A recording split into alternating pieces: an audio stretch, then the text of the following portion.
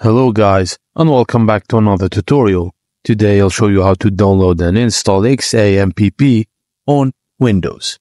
Firstly, open your browser and search for XAMPP and click on the first link, which is apacherefriends.org.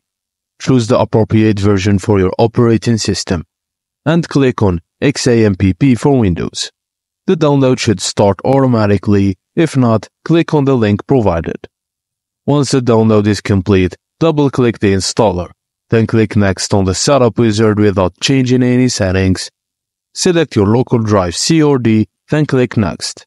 Follow the prompts until the installation is complete, then check the box to start the control panel and click Finish.